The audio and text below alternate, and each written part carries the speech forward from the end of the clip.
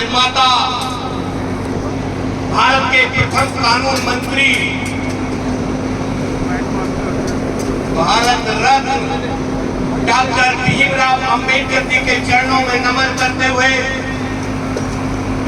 तथा संत शिरोमणि गुरु रविदास जी के चरणों में नमन करते हुए हमारी संत श्री गुरु रविदास विश्व महापीठ के राष्ट्रीय अध्यक्ष एवं संस्थापक, 4 बार ज्वालापुर हरिद्वार से विधायक आदरणीय श्री सुरेश राठौर जी, मंच पर विराजमान मेरे समस्त संतगण और मेरे समस्त धरा पर विराजमान मेरे भाइयों बहनों, जैसा कि आपको विदित है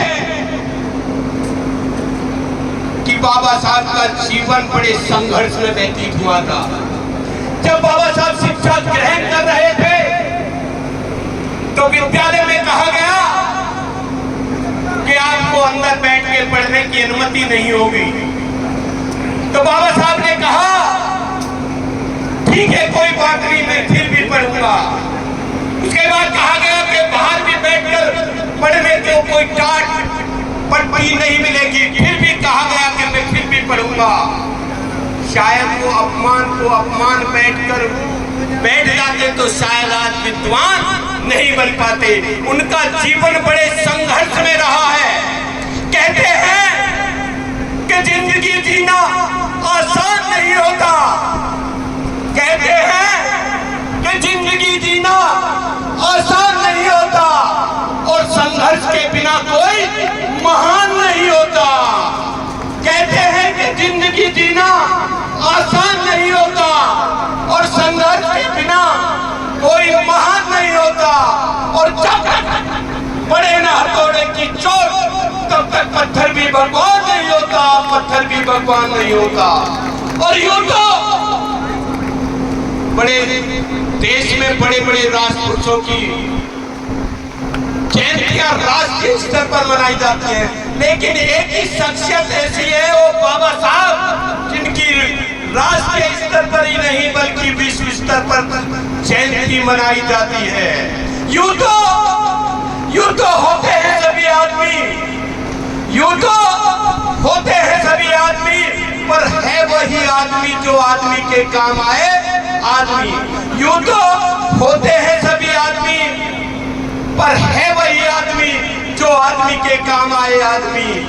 और जिसके चमन में आने से बाहर आए। जब बाबा साहब ने जन्म लिया था ना, कितनी बहन बेटियों ने मंगल गीत गाए थे। यूं तो होते हैं सभी आदमी, पर है वही आदमी जो आदमी के काम आए आदमी। और जिसके चमन में आने से बाहर आए और चला भी जाए तो पल पल उसी की याद आए, पल पल उसी की याद आए। ऐसे थे बाबा साहब भीमराव अंबेडकर। और 2 बात और कहूँगा छोटी सी, बहुत जल्दी में है, हमारे राठौर जी राष्ट्रीय अध्यक्ष जी को जाना है, बहुत जल्दी में है। मैंने उससे कहा 2 मिनट मेरी भी सुन लो। 3 मंत्र बाबा साहब ने दिए थे, शिक्षित बनो, संघर्ष करो, संगठित रहो, संघर्ष करो। शिक्षा, ध्यान से सुन लेना दोस्तों, शिक्षा वैसे का दूध है, जिसको जितना पिएगा उतना ही दहाड़ेगा। शिक्षा वैसे का दूध है। बाबा साहब ने 32 डिग्रियां, 9 भाषाओं का ज्ञान था। तो शिक्षा को जितना ग्रहण करोगे, क्योंकि धन कई प्रकार के होते हैं, आपने देखा होगा, रुपया, पैसा, धन, पशुधन और विद्याधन। सारे धन कोई ना कोई बांट लेगा, राठौर जी बांट लेंगे, भैया बांट लेगा, बाप बांट लेगा, माँ बांट लेगी। लेकिन विद्याधन एक ऐसा धन है जिसको जितना ग्रहण करोगे उतना ही बढ़ेगा, जितना खर्च करोगे वो उतना ही बढ़ेगा। कभी घटता नहीं है, कभी खत्म नहीं होता। और संगठित रहो। अभी मैं करनाल का उदाहरण बता रहा हूँ। करनाल में एक अंगूर वाला अंगूर बेच रहा था। कुछ खुले में अंगूर थे, कुछ बंदे गुच्छे में अंगूर थे। मैंने कहा भाई क्या कीमत है, क्या भाव है? तो उसने कहा खुले हुए अंगूर बोला 80 रुपए किलो, जो गुच्छे में बंधे थे बोला 160 रुपए किलो। मैंने कहा तो भाई इतना अंतर क्यों? तो उस बेचने वाले ने बहन जी कहा, अंतर कुछ नहीं है बाबूजी, ये संगठित नहीं रह पाए इसलिए इनकी कीमत आधी 80 रुपए रह गई, और ये अंगूर संगठित है इसलिए इनकी कीमत दुगनी हो गई। इसलिए आप संगठित रहोगे, दुगनी कीमत कराओगे ना, तो जोरदार तालियों के साथ स्वागत करो। आप संगठित रहना हमेशा। और बड़ा उदाहरण एक बात और बता दूं, झाड़ू आपने देखी होगी, झाड़ू तब तक सफाई का काम करती है, स्वच्छता का प्रतीक कहलाती है, और अगर वो भी बिखर जा, फूल जा, टूट जा, तो वही एक दिन डस्टबिन में डाली जाती है। यानी मेरा कहने का मतलब यह है, संगठन में बड़ी ताकत होती है। तो संगठित रहना, और ज्यादा बड़ा उदाहरण देखना तो मधुमक्खी के छत्ते को छेड़ कर देख लेना, आपको पता पड़ जाएगा कितना बड़ा संगठन होता है। और संघर्ष करने की बात यह है कि अगर संघर्ष भी करना पड़े तो आपस में लड़ाई वाद विवाद मत करना। लड़ना पड़े तो विधानसभा या लोकसभा राठौड़ जी की तरह लड़ जाना, और अपना नाम रोशन करने के साथ साथ अपने परिवार और समाज का भी नाम रोशन कर जाना। कहने को तो बात बहुत है, लेकिन आज आप सब लोगों का जो दर्शन कराया, मिलने का जो सौभाग्य प्राप्त हुआ, वो निर्गुण दास जी इनके निमंत्रण पर मैं आया। जोरदार तालियां इनके साथ, इतना अच्छा सत्संग कराया। और 4 लाइन आपके लिए कहकर अपनी वाणी को विराम दूंगा। एक राजा के दरबार में, राष्ट्रीय अध्यक्ष जी, एक राजा के दरबार में राजा ने 11 सखियां, 11 हीरे, 10 हीरे नकली थे, 1 हीरा असली था। 11 हीरे डाल दिए और कहा, जाओ संतरी ये बात लगा दो, दरबार में घोषणा कर दो, जो असली हीरे को इसमें से पकड़ के दिखाएगा उसको राजपाट का 1/3 भाग दान दे दिया जाएगा। बड़े बड़े वीर योद्धाओं ने अपनी ताकत लगाई, लेकिन असली हीरे को पकड़ नहीं पाए। बहुत जल्दी में हूं मैं भी, अब असली हीरे को पकड़ नहीं पाए। लास्ट में एक विद्वान ब्लाइंड आता है, अंधा, पूरा अंधा था। वो बोला, राजा साहब मुझे अनुमति दीजिए, मैं असली हीरे को पकड़ कर दिखाऊंगा।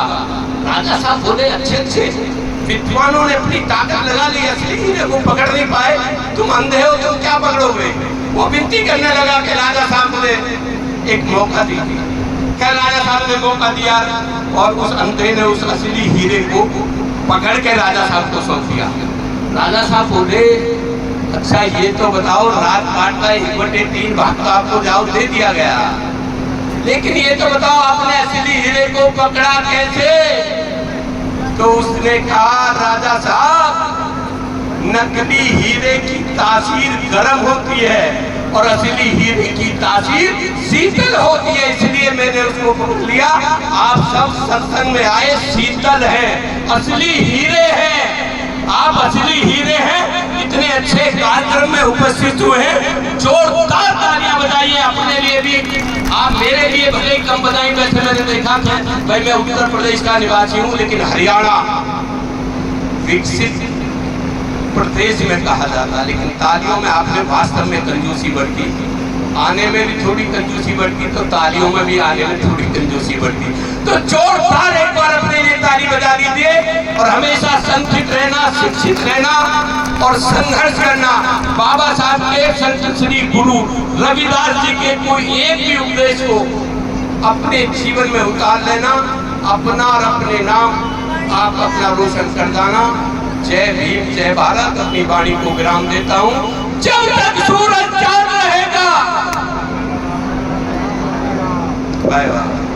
जब तक सूरज चांद रहेगा, बाबा तेरा नाम रहेगा, जब तक सूरज चांद रहेगा, बाबा तेरा नाम रहेगा। आपके बाबा साहब नहीं थे क्या?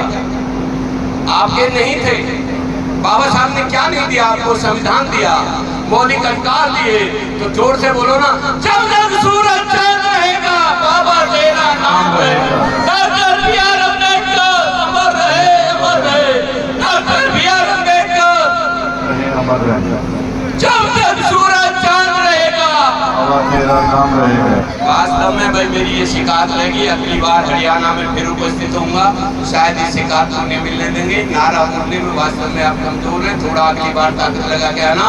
और सबका एक बार पुनः बहुत बहुत धन्यवाद। इन्होंने आपके दर्शन कराए, इनका भी बहुत बहुत धन्यवाद। आप सबका आभार।